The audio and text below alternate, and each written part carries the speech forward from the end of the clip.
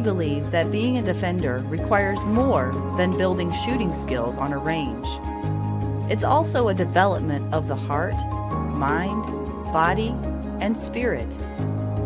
Join us as we explore what it truly means to be a defender in your training and in your everyday life. Welcome to Defenders Live.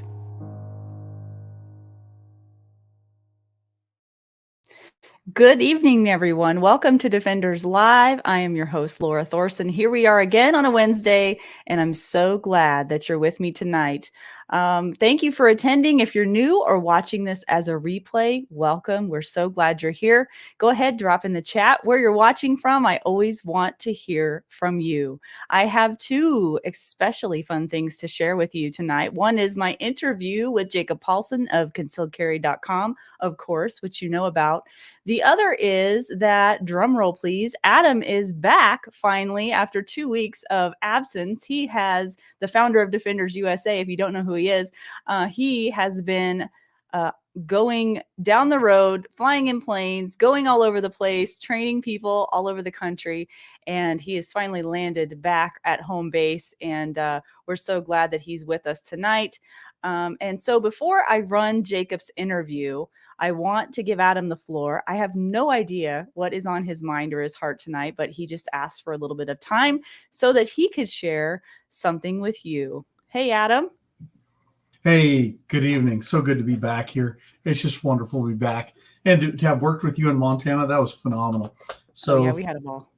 Oh, we had a blast. And I'm going to be back there next month for, 10, 11 days. So looking forward to that for anybody who's looking for some rifle training. Hey, so a small tidbit.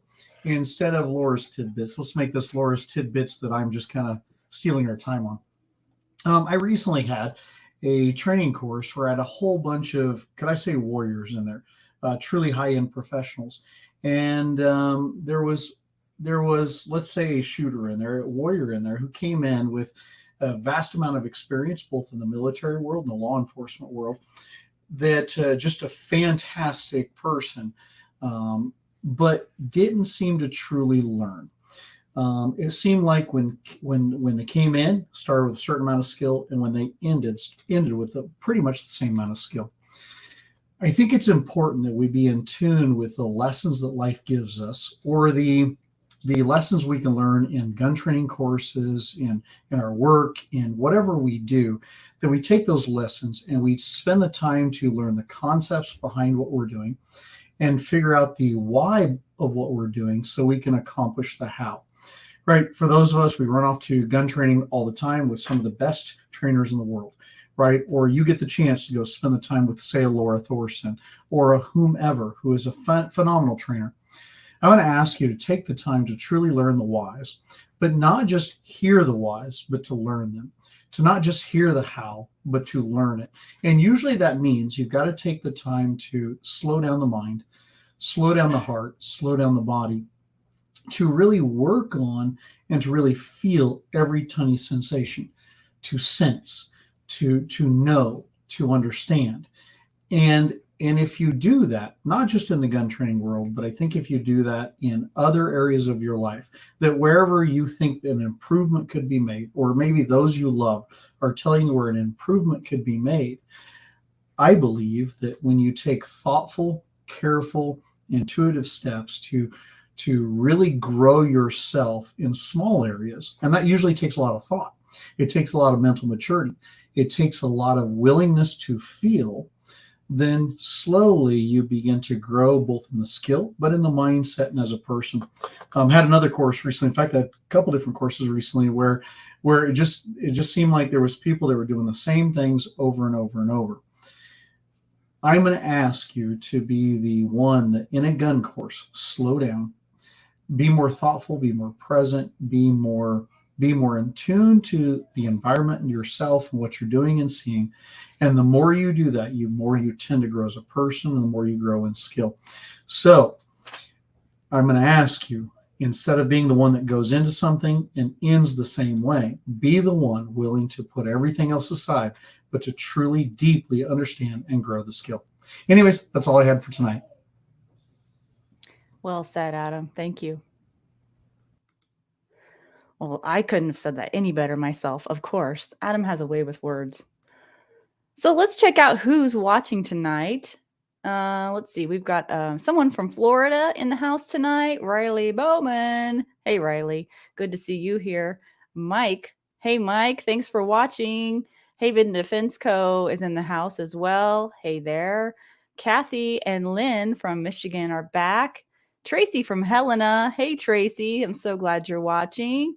Clint from Houston, and Nancy from Montana. Hey, Nancy, good to see you here. So I'm going to go into running the interview with Jacob Paulsen of concealedcarry.com. I've gotten to know Jacob a little bit better over the last couple of years. I really think he is a brilliant, brilliant man. And even more, he really has a heart of gold, and you'll see that in the interview tonight. We're going to be talking about business and marketing, but I don't want that to scare you away, because what you'll find as you watch this interview is that the concepts and the ideas behind why he does what he does really applies to life in general. It's really brilliant. So I'm looking forward to sharing that with you. Please stick with me till the end, because I do have some things at the end of the show to also share with you, some new information that you'll probably want to know. So stick with me till the end. Jacob's formal bio, though, before we get right into the interview, he was born and raised in Wyoming, and he's currently living with his wife and 2 children in Denver, Colorado. Always an entrepreneur, he admits to having having far more failed ventures than successful ones, and he'll talk about that in the interview. Through it all, Jacob has always come back to 2 things. He loves firearms for self-defense and internet marketing. In the middle of those is his venture, credentialed.com. Credentialed.com provides firearm training, news, products, and resources for American gun owners. He is the president and founder of credentialed.com. The company provides an in-person firearm training in over 25 states and boasts one of the largest collections of online video-based handgun training on the internet. He is a credentialed firearms instructor, internet marketer, and armorer. Jacob says his greatest passion is serving those who care to stand up for freedom and defend themselves and their families from violent attacks. So let me run the video here for you with Jacob Paulsen. You and I haven't met in person, but we've been on many phone calls together. That is true. And I recently took Riley Bowman's class. He came out to Montana. I hosted him out here just a few weeks ago, and that was an eye-opening experience. One of the things I've noticed about you, Jacob, that I love, that still blows me away, is your willingness to help people. And in a no strings attached approach. And I don't want to like open up the floodgates for you or anything, but it is quite refreshing and a little bit shocking that, in a sense, we are sort of competitors, right? Because we both have podcasts or shows.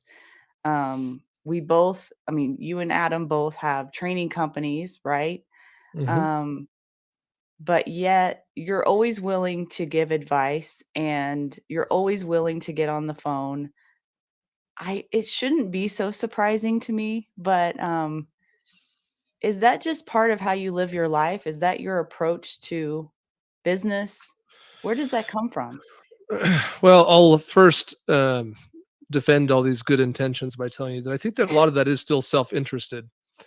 I think that the more we help others, the more that opens opportunities, even if they are seemingly our competitors. I'll second, remove more of my praise from you by clarifying or disclaiming that if I didn't do business with anyone who is my competitor in some respect in this industry, I would have no one to do business with. I'm a manufacturer. I'm a content producer. I sell advertising. I sell product. I sell training. I sell online training. I sell in-person training. We have blogs. We have YouTube channels. We have podcasts. I have apps. If I didn't do business with anyone whom is at some level my competitor, I'd have no one to do business with.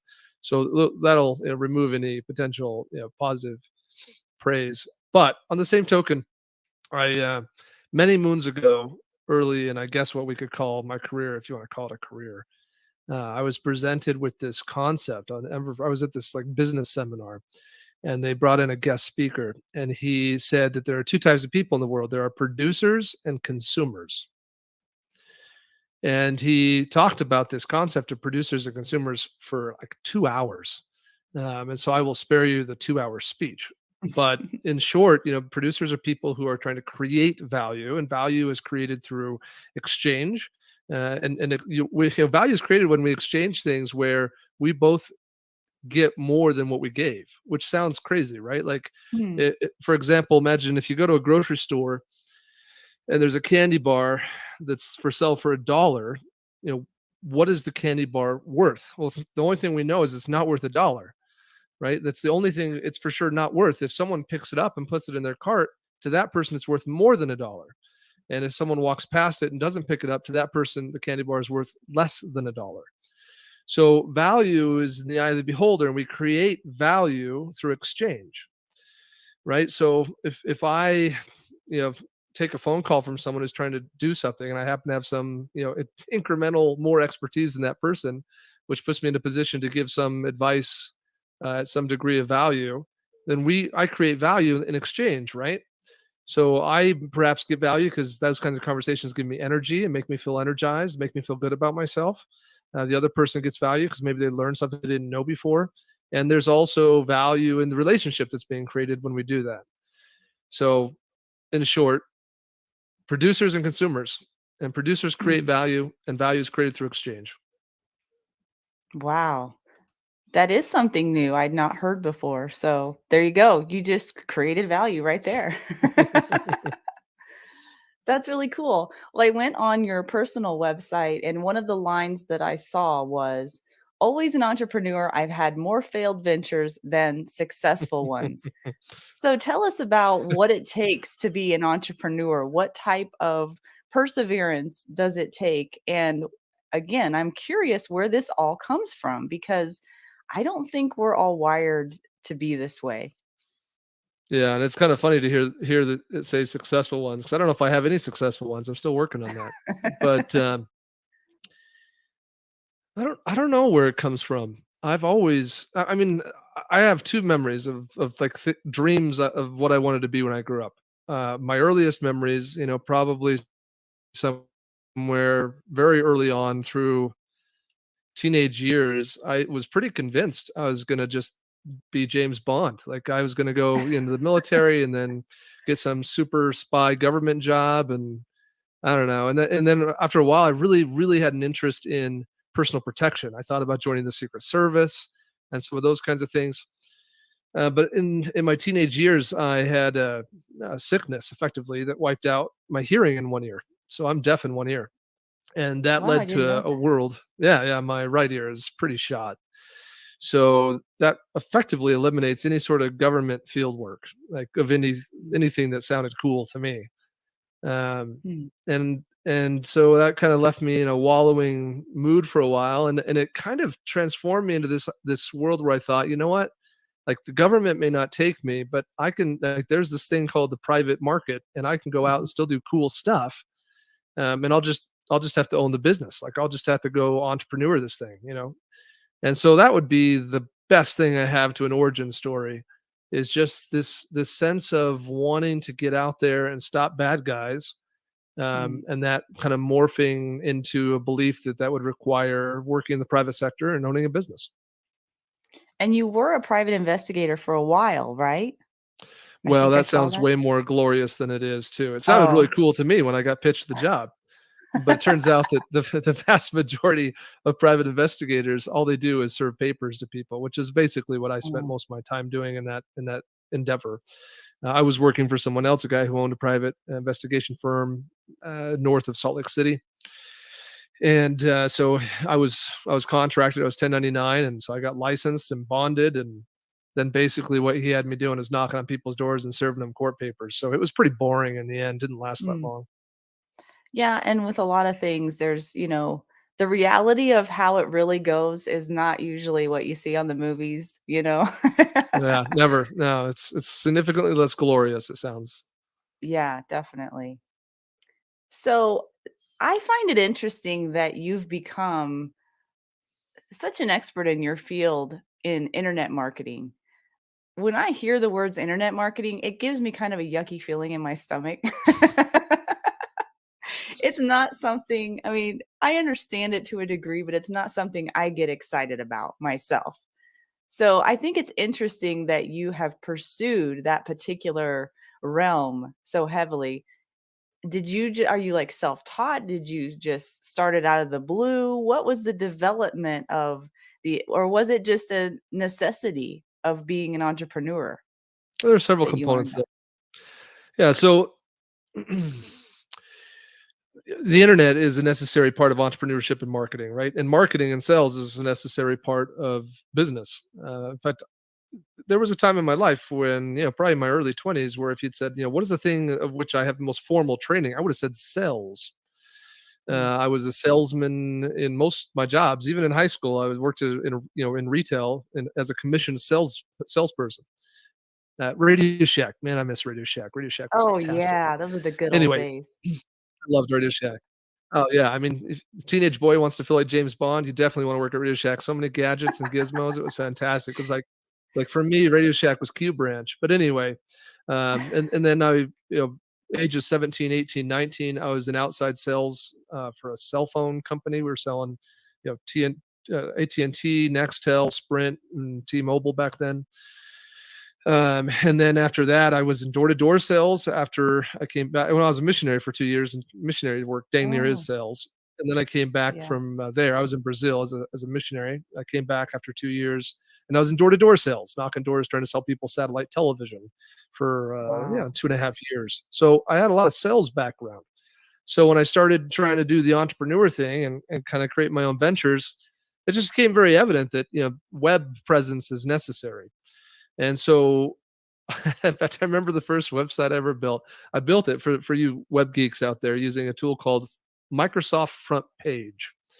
Microsoft Front Page was discontinued by Microsoft in 2003, and I started using it in like 2006. So it was already long since discontinued. And anyway, the journey evolved from there. But I think it was maybe 2007 or 2008.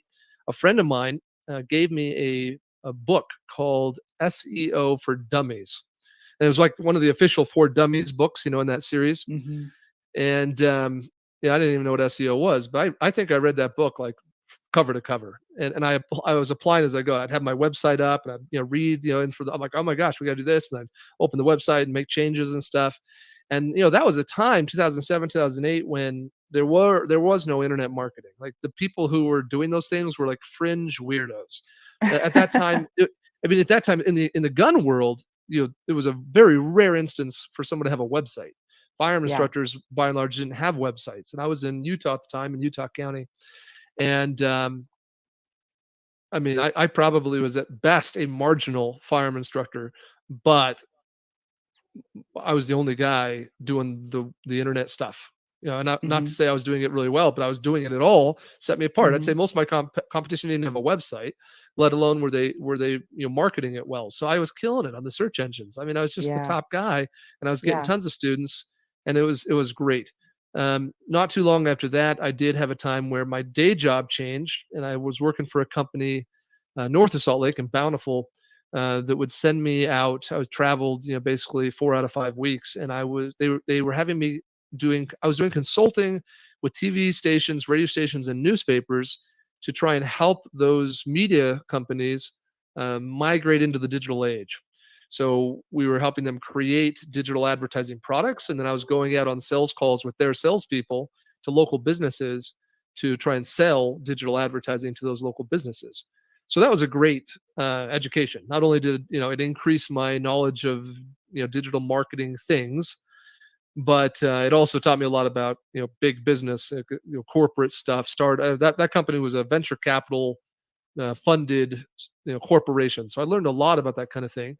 And then after that, I got a new day job that caused me to move to Colorado, where I was running all the digital advertising, marketing, and promotional efforts for a cluster of TV and radio stations based out of Denver. And eventually, I was promoted. I was managing the websites and digital things for TV stations in Albuquerque, Phoenix, Wichita, Kansas, Reno, Vegas, and Denver. So I do Wow. come by some of this internet marketing stuff formally. Yeah. and through experience. But I generally got those jobs because I was self-taught in things that nobody else was learning at the time. I was just a Yeah. little bit ahead of the game. Wow. That's really interesting. Well, here's the thing though, Jacob. A majority of people, majority of business owners, I know there's a lot of business owners watching, and whether you're in the firearms training space or not, doesn't really matter. A lot of people are just not even like the word sales gives them the yucky feeling in their stomach too, you Sure, know? sure. So, it's obvious you're a natural salesperson, but you're not one of those like off-putting types of Well, salespeople. no good salesperson is, Right. right? I mean, that inherently that would make you bad at your job. So Yeah.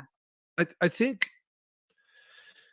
the challenge, like the frustrating point for me when I have to talk to firearm instructors or people outside of our industry as well who are trying to figure out this internet thing, it's really frustrating to me that most people get into business because they're passionate about their product or their service. But Mhm. unfortunately, no matter the business you get in, having a website, maintaining that website, and that website not sucking is required. Like you just have no choice. And so that's a very expensive thing if you're going to hire somebody else to do it.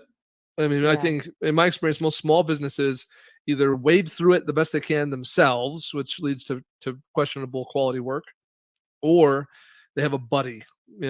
My buddy Yeah. who's who helps me with this, Yeah. my web guy, kind of thing, who is Yeah. generally not getting paid much of anything at all because the big dogs, right, the big companies, they are hiring firms, web firms who are maintaining and building these websites. That's a very expensive thing. I was talking to a guy the other day who said it was going to take $7,000 to build his website. He'd gotten a quote from some local operation, and the quote was $7,000. I'm like, dude, I could build your website in 4 hours. So that's a pretty good hourly rate for whoever's doing this for you. Mm. And so there's companies out there charging for stuff, but it's so expensive. So yeah, I'm very sympathetic to the average small business owner who's like, what the crap am I going to do? Like, I honestly, I don't know what you're going to do. Like, Mhm. find the buddy, find the web guy who is just doing you a solid favor. Your work is not going to be fantastic, but probably better than you could do it on your own. Or embrace it and learn it and do it yourself, Mm. as I've done and others have done as well. Because that's you're never ever ever ever going to be in a world from this point forward where that's not going to be a required skill. So either Right. learn it or outsource it. Yeah. Those are the two options. So where I was going with that sales thing was though that those of us those of us who aren't super salesy, right? How do we sell ourselves? What do we have maybe a stigma in our head of what selling ourselves looks like? Yes. And that's what I thought. And what are some tips you can give people on that? Well, you should probably go read a book. And I think that everyone who's not in sales should go read this book. People who are in sales will read it anyway because salespeople devour books. Little hint Mm. there for you. But the book is called To Sell is Human. And the author is Mm. a guy named Dan Pink. So that's the first thing, is that you need to understand that sales is not about some aggressive outward, pitching of things. Sales is about creating value. Another good one, if anybody wants another book for you readers who are listening to this, would be The Challenger Sell. I don't remember the author. In fact, I think it's two authors, but anyway, The Challenger Sell. And the Challenger Sell is actually really interesting. They did a bunch of research for that book, and they categorized salespeople in a bunch of different categories. So like for example, there was like the friend salesman. That was like they have Mhm. titles, right? The friend Yeah. salesman. The person is who sells by trying to be really nice to their prospect, their potential Likable. customer. Yeah. Yeah, they're likable. And then you have something like the jerk salesman, and you have like the discounter. I can't remember all the categories, but the type of salesman who's most successful is what they call the challenger. And the Hmm. challenger is a person who actually challenges they use the word challenge because the theory is they're kind of challenging the prospect by questioning the prospect's decisions or ideas. Effectively, Mm. what it comes down to, I'll now turn it into Jacob language, is that good salespeople are trying to create value for others. So if you're a car salesman, just to like talk about the quintessential horrible salesperson, right? So if you're a car salesman, and someone walks on the lot. Obviously, a bad salesman is focused on the car. Oh, it's 0 to 60 and whatever miles per hour, and it's 4 doors and I don't know, whatever features cars have. I wouldn't know. And but a good salesman is going to be all about the person, right? The customer. So Mhm. like, why do you guys need a car? Oh, so you're gonna be commuting a lot, like, and this like the best salesman's gonna actually care. Like, it's not a Yeah, script. They're gonna be like, I want to get you into like the best car for you for your budget, and if I don't have all this information, I'm not gonna know, so I'm not gonna be able to right. help you. And once I've Yeah. determined you need a minivan, and we walk out into the lot, and you say you want an Expedition, I need to stop you and be like, hey, I don't think an Expedition is the right car for you. That's what a Challenger would do, right? A Challenger would be like, hey, I Oh, know you're saying you like the Expedition, but based on our conversation, I don't think you're going to like an Expedition. I think you're going to be paying too much in gas mileage. I think that's going to make it difficult to get Sally and Johnny to school without paying extra in gas, because that's what you told me, right? So I'm trying to make a point here. The good salespeople are not salespeople. Good salespeople are just trying to create value for others. They're oh. trying Well, to I've go out been there doing and create that. value. Yeah, Yeah, that's what I do salespeople do. that all That's the that's time. that's the producer mindset we were just talking about, right? Producers are just creating Yeah. value. Yeah, because we do that all the time in our classes. We have students coming to us with lots of questions. And, the number one question, what gun should I buy? What holster do I need? And the question you ask back is, okay, well, let's see, what the mission is behind this, to have something that fits you personally. So you ask a lot of questions because you can't help them if you don't know the answers to those questions. I did not realize That's what a good that's what that salesperson would was. do at a gun store. If you walked into a gun store Yeah. and I need a good concealed carry gun, and the guy behind the counter immediately pulls out a Glock 19 and slaps it down, that guy sucks at sales. He's not Hmm. trying to create value. He's trying to sell a product. Yeah. And sometimes they're incentivized to sell certain guns, I swear. Maybe Well, that's a thing, I don't that's know, part of the but sales profession, unfortunately. unfortunately, yeah, because then those people end up coming to my class, and then they realize that they don't like the gun, and then it's a whole that Well, good happens so news often. is more guns always better. Yeah, generally speaking. Yep, Okay. keep that one. Go buy another one. So do you mind if I read some of what's on your personal site? Because I think it's really Go to interesting. town. Okay. Why Yep. so there's a why I do it, okay? I believe he says this, "I believe that everyone has what it takes. I believe that brilliance, joy, and prosperity lie within every man and woman. I believe that when taught, all of us can release this inner producer and create greater value for all those around us. I believe that in that transfer of value, we all become more wealthy and that we all have a God given right to protect ourselves and our loved ones." So you do believe that everyone has what it takes.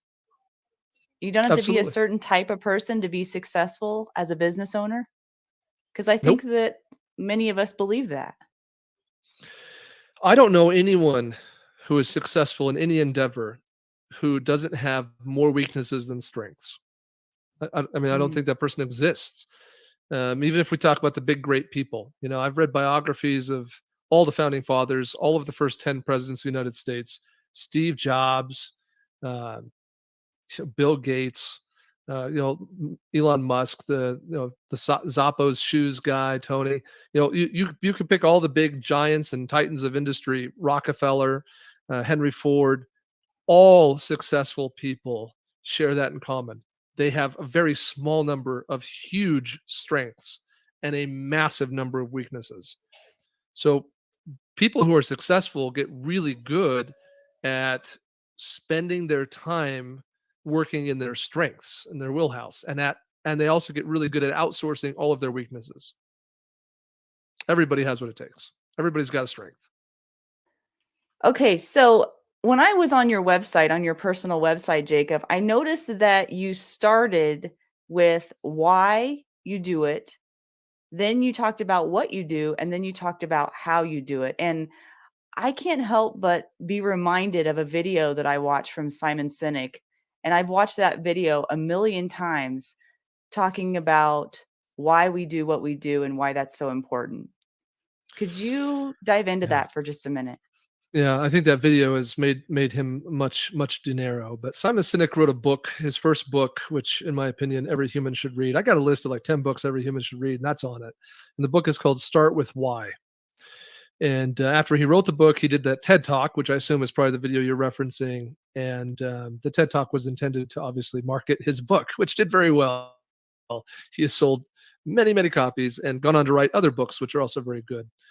But in Start with Why, the premise, and I think it's more than a book; it's a philosophy or a belief in eternal principles.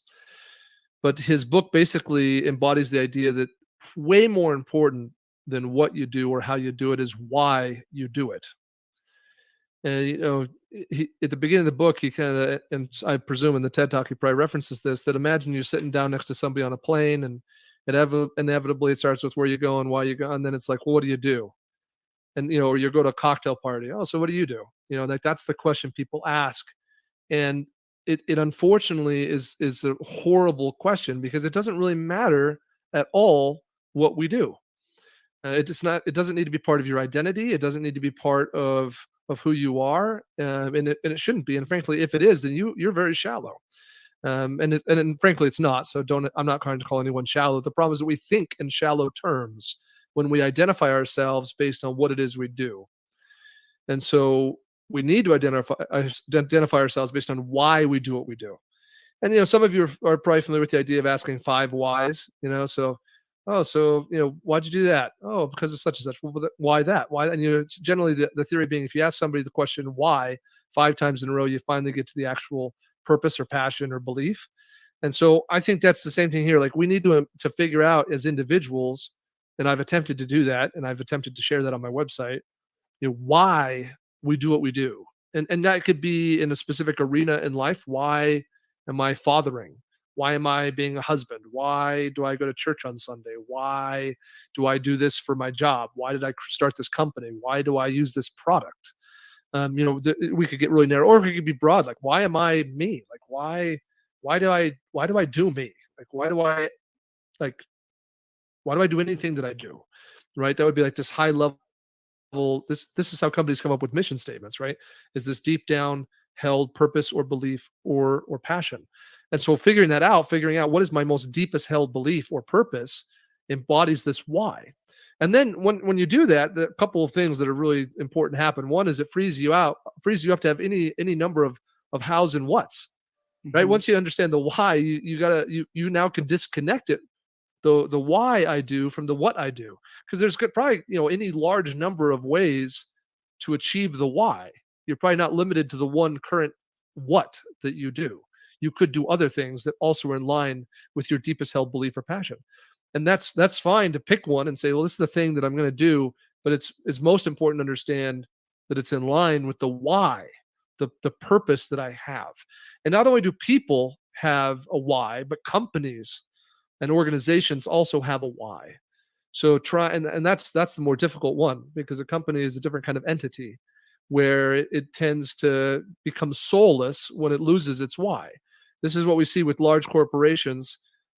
Generally, as soon as the founder is gone, as soon as Yeah. some big successful company's founder leaves, it loses Mhm. its soul, it loses its why, and it becomes about the Mhm. what. And the Mhm. what and the how tend to be maximizing shareholder value or generating profits. But Totally the right. founder embodied the why. And so when the founder leaves, you almost always lose the soul. That's so crazy that you're talking about that because I've been on that mission with my show, Defenders Live, and we've had discussions about this where I said to you, like, I don't want this to just be about gun training. I want this show to be more expansive because the why behind what we're doing is we're building defenders. Okay. And the way to do that isn't for everyone to be a gun ninja. The way to do that is to broaden our horizons and educate people on all things within their life that they need to be aware of, whether it's their health and well-being, their finances, their businesses, like what we're talking about right now. In order to have that growth and improve in your life overall, there are a lot of things that we need to look at as a defender. We need to defend ourselves against lots of things. And I don't mean that in like a physical term, right, of defense. So, yeah, I'm really glad you said that because I think that I know what the why is, but sometimes navigating that pathway and asking yourself questions along the way helps you define that. And it doesn't have to be a narrow path, as you have demonstrated, because concealedcarry.com offers a lot of different things. Yeah, that's right. For better or for worse. But yes, at the end of the day, if everything's in line with your deepest purpose, I'll tell you another advantage for the business owners and the entrepreneurs, which I believe are two different words that mean two different things. But uh, Mm, um, for those of you who are listening to this who would identify as business owner or entrepreneur, let me tell you something else that's really important about the why. The why is how you attract the right people. So if you're in an organization where you feel like you don't like the people you work with, or you got the wrong people on the bus, then you have a why problem, right? You have failed mm, to exude, to behave, and to communicate in a way that's consistent with your deepest held belief or purpose. And because that, you're not attracting the right people. mm, So I'll give you a practical example of how this plays out in real life. When concealedcarry.com or Concealed Carry Inc., whatever you want to call us, when we put a job posting up to hire somebody, the job posting title always starts with the following words: firearm enthusiast. And then it ends with whatever the actual job title is: firearm enthusiast and customer service professional, firearm enthusiast and mobile app developer, firearm mm, enthusiast and whatever the thing is. And we mhm, do that because we do not want someone applying for the job who doesn't care about guns.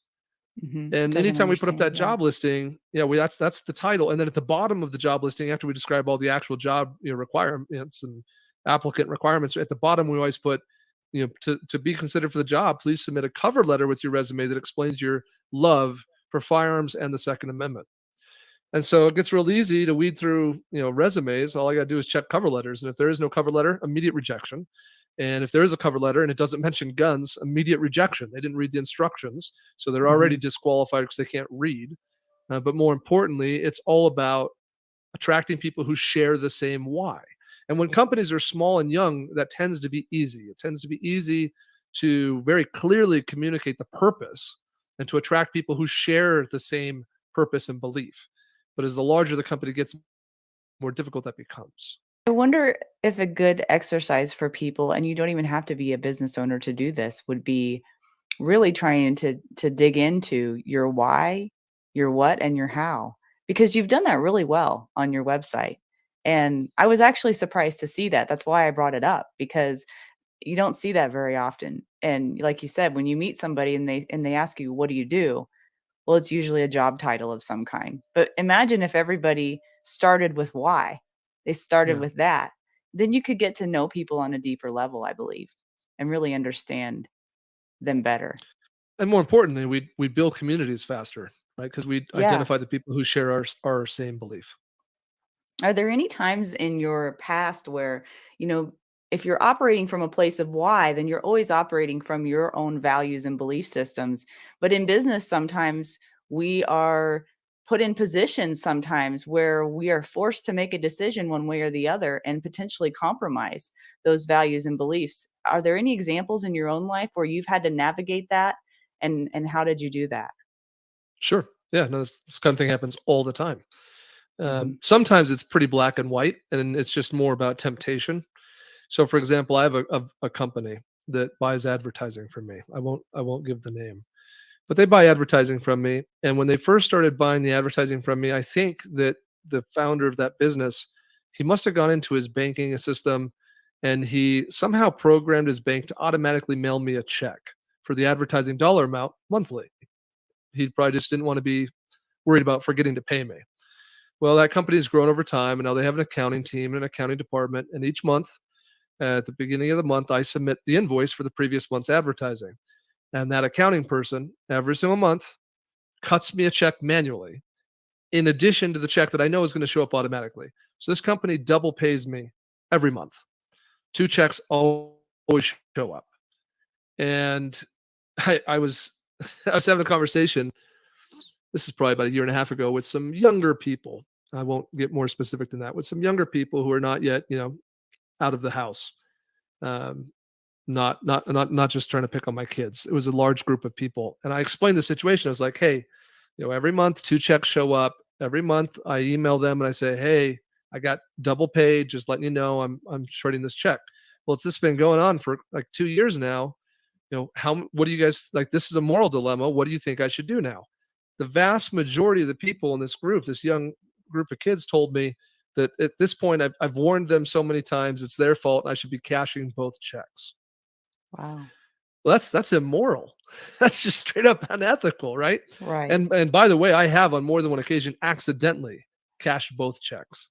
Oh. But then I can see it in the books, and so I got to contact that company and say, "Oh, hey, my bad. FYI, sorry, I double cashed this one. Next month, don't pay me." Well, what's going to happen next month. At least one check's going to show up automatically anyway. So now I got to shred 1 or 2 checks the next month. This Oh, has been wow. going on this whole for years. So sometimes it's black and white like that. Things that are just super Mhm. clear, like that is not in line with my purpose and my passion and belief. That's not who we are. Got to get rid of it. And sometimes it hurts. Sometimes it's really bad timing. We're in a cash crunch as a company. It's like suck, but Mm. it is what it is. But sometimes it's Mhm. more gray. I'll give you a better example. So oftentimes when going gets tough as a business, you have to make decisions that are necessary to stay in business that you don't like making. That's just the way it is. So on more than one occasion, for example, I've had to make the decision between ordering a product that we're all out of, that we're back ordered on. I got customers who have ordered this product, they've paid for it, they're expecting me to ship it to them. And I have some cash here and I could order that product so I can take care of these customers. But if I do, I'll miss payroll. Mm. My people won't get paid. So that's one of those moments you're like, well, suck. Well, if I miss payroll, what's the consequence of that? Well, my employees don't trust me anymore. I can't get anyone to work for me anymore. Everything that we've worked to build will just slowly degrade and disappear over time. All the culture, all the loyalty, all the everything with my people will be gone overnight, in one moment. And that is that an acceptable thing? Well, I got to choose between 2 bad things, because the other option is my customers will have to wait longer to get the thing they bought from me. Yeah. Like that kind of thing has happened more than once, where it's like payroll or ship these orders. Mhm. Well, I shouldn't have to choose that. I mean, I'm being pretty vulnerable here because I'm admitting some pretty bad business, right? Because we should not have to get into that situation to begin with. We should be running a business in such a way that we always cover all those bases. That when you order something from our website, that money is allocated to we're buying that product, or it was already purchased, so you're good. But Mhm. unfortunately, sometimes that just doesn't happen. Sometimes business is bad. We don't bring in enough revenue to cover, burn the fixed expenses, rent and payroll and things, and you run into these rough situations where you make hard decisions. And that's a moment where you're like, well, what is the closest thing most in line with my purpose and passion? Because I have to choose between two bads. Wow. Well, so then in those moments then, and just in general, what would you say are some of the characteristics needed to persevere, to continue? Because you said you failed more times than you succeeded, though, and most people would not. They just give up. I believe there has to be a particular set of characteristics or values or beliefs that help someone along that journey to not give up, and it must be that why. It must be that mission-driven heart, is my guess. I think so, but I also think there's Yeah. just characteristics that we have to develop. I think business owners and entrepreneurs have to develop perseverance, like just this sense of like, I can't, I mean, what, I can't give up. I also think patience is really important. I also think you have to be very creative with solutions. You have to be willing to think outside the box and find, A and B don't look very good. Well, let's find C. What's Plan C here? So I think you have to be perseverant. I think you have to be patient. I think you have to be very creative. It's also about risk tolerance. And I'm not saying that this is good or bad, but each of us have different levels of tolerance for risk. Yeah. And there's balance there. You don't want to be extremely tolerant to risk, or you make really bad decisions and put yourself in a very bad position. But you also can't be completely risk averse and be successful in dang near any endeavor ever, business or otherwise. So you have to, have and or develop the right amount of tolerance for risk. And that's a pretty arbitrary, hard to measure thing. though. You know who's really good at it is financial investment companies. You know, you go call Vanguard or Edward Jones or some of these you know, they have great models and tests and quizzes they can make you take to determine your risk tolerance. That's an industry that's had to dial that in as a measurable indicator. But anyway, Well, I think some those are of just this necessary. overlaps into, we're talking about what it takes to be an entrepreneur or business owner. And I would love for you to distinguish the two of those because I'm curious about Mm, that. But we have to develop perseverance, patience in shooting as well, and not operating on emotions in sure. shooting. To become a Yeah. really great shooter, you can't operate on emotions. You have to be, the mental game is real. And I don't care if you're shooting or running a business. Well, that's true in every arena in life. It's so Yeah. true if you're an employee, if you're a father or a husband or a whatever. I mean, Yeah. in every arena of life, you need patience, you need perseverance, you need to be able to deal with setbacks and roll with the punches. And those are not skills. When you develop those skills, if you want to call them skills, those will not be isolated to the arena or environment in which you develop them. They will Mhm. they will apply across all arenas of your life, right? So when you Right. become more patient, you become more patient. When you become Mhm. less emotional, you become less emotional. When you become more risk tolerant, you become more risk tolerant. Like that's just going to play across all arenas in your life. Mhm. Entrepreneur versus business owner. So I used to think they were one and the same word. And I read a book, and now I'm trying to remember which book that was. It might have been Lean. I'm pretty sure it was Lean Startup, which is by a guy named Lean Eric like start. Reese or something. Lean Startup, which is required reading for all entrepreneurs. Okay. But Lean Startup is a great book. But the long story short is this: so a business owner is a person who owns a business. I mean, the term defines itself, right? But an entrepreneur, while certainly many business owners are entrepreneurs, there are business owners who are not entrepreneurs, and there are plenty of employees of other companies that are entrepreneurs. Because an entrepreneur is somebody who basically is committed, is bought in to the outcome of a project, or in this case, we're talking about a business, right? So I'd say most of my employees, if not all of them, are entrepreneurs. Like they are 100% committed. They're bought in. They are Mm. constantly like trying to think how we can be more successful. They're not, Mhm. head down, do my job kind of Yeah. people. They're Clock entrepreneurs. in, clock out. Yeah. Right, right. So, for example, you mentioned having interviewed Riley. Riley is my number one entrepreneur, right? In Mhm. fact, he often introduces himself, and I do too, as my business partner. Like, oh, Jake is my Mhm. business partner. Oh, Riley's my business partner. Truth be told, on paper, we're not partners. He's an employee of the company, but he Mhm. thinks of himself that way because he's a Yeah. true entrepreneur, Yeah. right? He's a person who is completely bought in. Whatever's mine is yours. Whatever yours is mine. If it helps the business achieve the goal, I am 100% on board. The other day, I walked into the warehouse where holsters are made for our company. We own a holster business, and we have a band saw. I think I don't even know what different saws are called. I'm not a handy person. I think it's a band saw.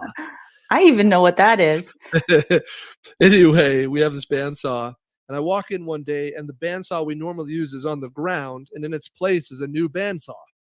And I'm like, whoa, whoa, whoa, whoa, time out. Like, I did not approve us purchasing a new bandsaw. Where the crap did this bandsaw come from?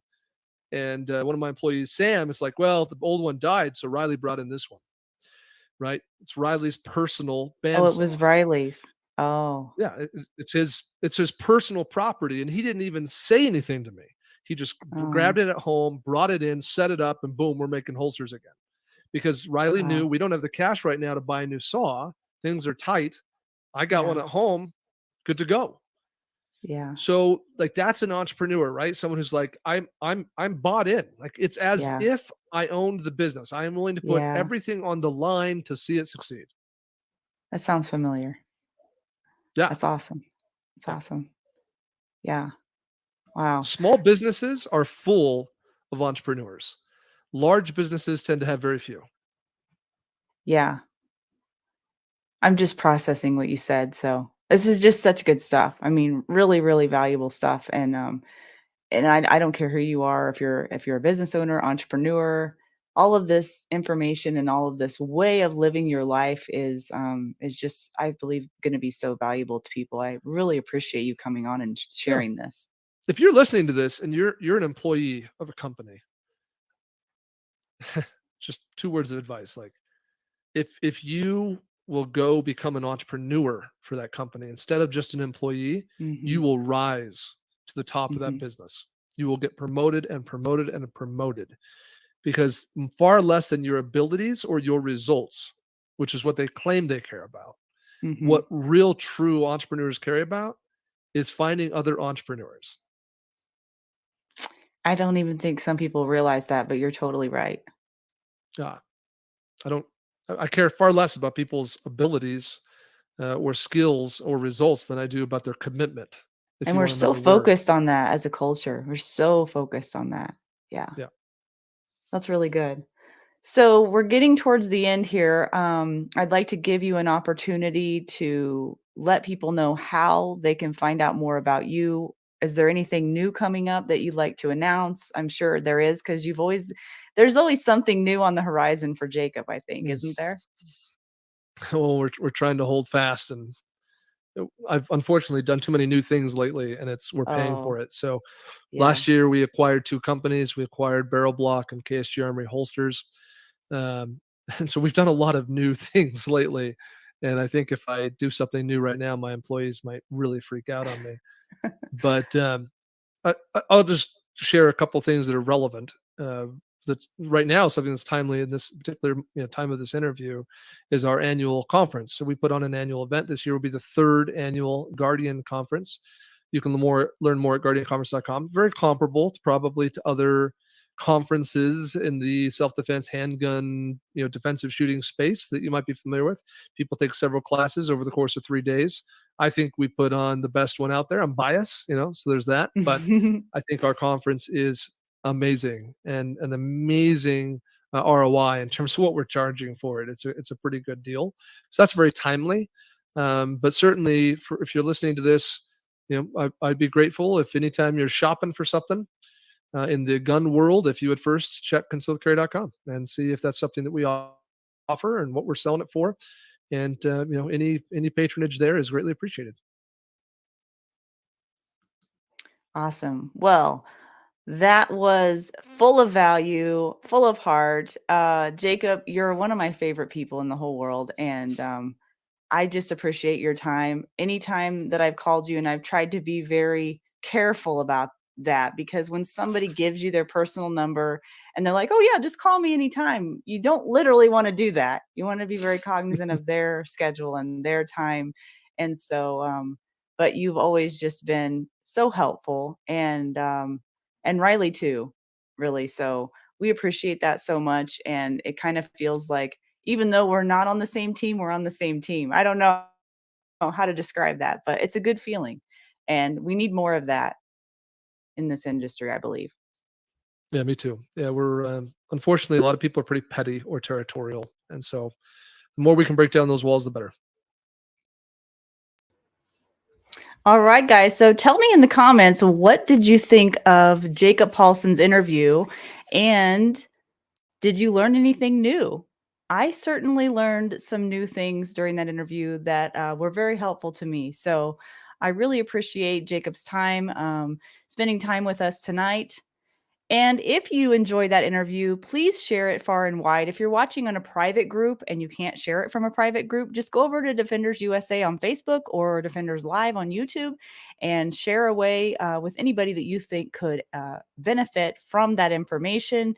Last thing I'll say, I want to give a huge thank you to all of our new paid members on the Defenders Live Locals group. If you're curious about what that is, you can go to locals.com, search up Defenders Live on the Discover tab, and you will have access to our Defenders Uncensored series, which is a new series that just started a couple weeks ago.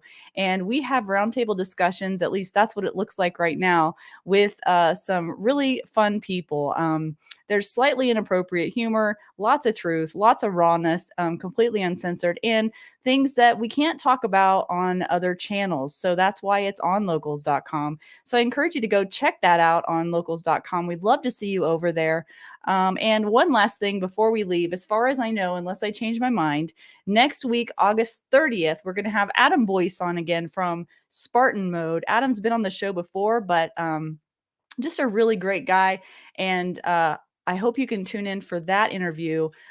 He recently went through Adam's Fighting Handgun Concepts class, and so did I. So we ended up doing a deep dive of that class and going over some other things like what makes a great instructor and other tips for you that are looking to up your game and help you reach your full potential. And you might get a little behind the scenes sneak peek of the Fighting Handgun Concepts class as well, which would be really a really big treat if we show some of that. So look for that next week. I'll be announcing that on the locals page and the Defenders Live Facebook group. I hope to see you then, 7 p.m. Mountain Time every Wednesday. See you next week. Take care.